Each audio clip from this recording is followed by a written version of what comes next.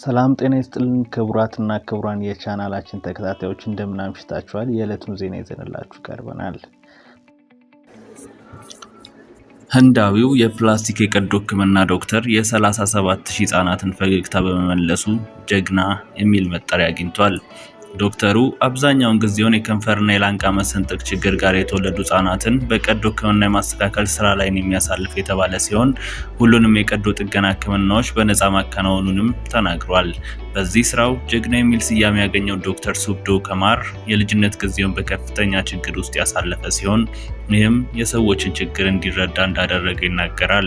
ዶክተር መሆኔ ደግሞ በርካታ ነገሮችን እንድረዳ እድሎችን ፈጥሮልኛል የሚለው ዶክተር ሱብዶ ከማር በዝቅተኛ የኑሮ ሁኔታ ውስጥ የሚገኙ ሰዎች የተሻለ ህይወት እንዲኖሩ እንዳደርግ አስችሎኛል ብሏል። በዚህም የከንፈርና የላንቃ መሰንጠቅ ችግር ጋር የተወለዱ ህጻናትን መርዳት እንደቻለ ያስታወቀው ዶክተሩ እነዚህ ህጻናት ህክምና አገልግሎት የሚያገኙበትን ሁኔታ ማመቻቸት እንደጀመረ ይናገራል። ዶክተር ሱብዶ ከማር ከከንፈርና የላንቃ መሰንጠቅ ችግር ጋር የተወለዱ ህጻናትን ለመርዳት የጀመረው ጥረት በኋላ ላይ በርካታ ትላልቅ ድርጅቶችን ስቦ በእነሱ ድጋፍ ስራውን መጀመሩንም አስታውቋል። በዚህም ከከንፈርና የላንቃ መሰንጠቅ ችግር ጋር የተወለዱ 37000 ህጻናትን የማስተካከል ቀዶ ህክምና በነፃ ማከናወን እንደቻለም ተናግሯል። እንደ ሲዲሲ ገለጻ ህጻናት ላይ ከንፈርና የላንቃ መሰንጠቅ ችግር የሚያጋጥመው በእርግዝና ወቅት ከንፈራቸው አሊያም አፋቸው ላይ በሚወርድ አፈጣጠር ችግር የሚከሰት ነው። የከንፈርና የላንቃ መሰንጠቅ ችግር በርካታ ችግሮችን የሚያስከትል ሲሆን ከነዚህም ውስጥ አንዱ ችግር ያለባቸው እንደ ሌሎች ልጆች በአግባቡ ወተት የመጠጣት ችግር አንዱ ነው። ሌላኛው ደግሞ እድሜያቸው ከፍ ሲል በሌሎች መገለል ነው። የከንፈርና የላንቃ መሰንጠቅ ችግር በቀዶ ህክምና የሚስተካከል ሲሆን ይህ ህክምና በዝቅተኛ ኑሮ ደረጃ ውስጥ ለሚገኙ ሰዎች ዋጋው የማይቀመስ ሆኖ በርካቶች ሲቸገሩ ይስተዋላል። የወንዶች የወሊድ መከላከያ እንክብል 99% ውጤታማ ሆኗል ተባለ። አዲስ እየተዘጋጀ ያለው የሚዋጥ የወንዶች የወሊድ መከላከያ እንክብል እርግዝናን በመከላከል ረገድ 99% ውጤታማ መሆኑ ተገልጿል። የወሊድ መከላከያ እንክብሉ በአይጥ ላይ በተደረገ ሙከራ እርግዝናን ለመከላከል ውጤታማ መሆኑ እንደተረጋገጠ ስካይ ኒውስ ዘግቧል። በትላንትናው ዕለት በአሜሪካ ኬሚካል ሶሳይቲ ስብሰባ ላይ ግኝታቸውን ያቀረቡ ተመራማሪዎች አዲሱ የወንዶች መከላከያ እንክብል ውጤታማ መሆኑን ገልጸዋል። አዲሱን ግኝት ያቀረቡት ዶክተር በአብደላ አልኖማ ተመራማሪዎች ለ10 ዓመታት ያህል በአፍ የሚዋጥ የወንዶች የወሊድ መከላከያ እንክብል ለመፍጠር ሲጥሩ ቆይተዋል። ሆኖም ግን እስካሁን እውቅና የተሰጠው መድኃኒት በገበያ ላይ የለም ብለዋል።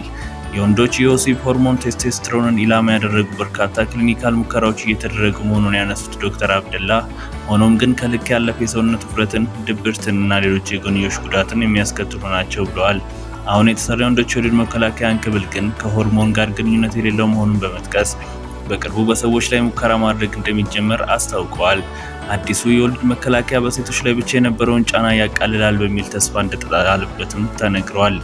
ምክንያቱም ሴቶች እርግዝናን ለመከላከል የተለያዩ መድኃኒቶችን ከመዋጥ ጀምሮ ማህፀን ውስጥ የሚገቡ መሳሪያዎችን እስከ መጠቀም ይገደዳሉ። በተቃራኒው ግን ወንዶች ኮንዶምን የሚጠቀሙ ሲሆን ከዚህ የዘለለ ቫሴክቶሚ የተባለና በቋሚነት እንዳይወልዱ የሚያደርገውን የቀዶ ጥገና አማራጭ ብቻ ነው ያለው። በወንዶች ላይ ለወሊድ መከላከያ የሚደረገው ቫሴክቶሚ የተባለው ቀዶ ጥገና ህክምና በዋጋው ውድ ሲሆን ብዙም ስኬታማ እንዳልሆነ ይነገራል።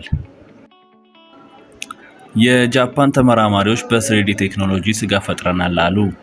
የጃፓን ኦሳካ ዩኒቨርሲቲ ተመራማሪዎች ስጋን በ3D ቴክኖሎጂ አማካኝነት ማምረት የሚቻልበት መንገድ አግኝተናል እያሉ ነው። አንድ ቀን ሙሉ በሙሉ ተግባር ላይ ይውላል ያሉት ፈጠራው ለቢፍ የሚሆን የተቆረጡ ስጋዎችን ዘላቂነት ባለው መልኩ በማምረት ዋናውን ከብቶችን በማረድ የሚገኘውን ይተካል ብለው እንደሚያምኑ ኢንሳይደር ዘግቧል።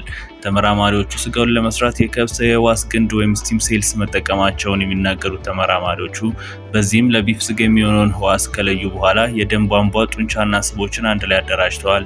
በመቀጠልም ህብረ ህዋሳቱን ቅርጽ በማስያዝ 3D ባዮፕሪንቲንግ የተባለ ቴክኒክ በመጠቀም ስጋውን መስራታቸው ታውቋል።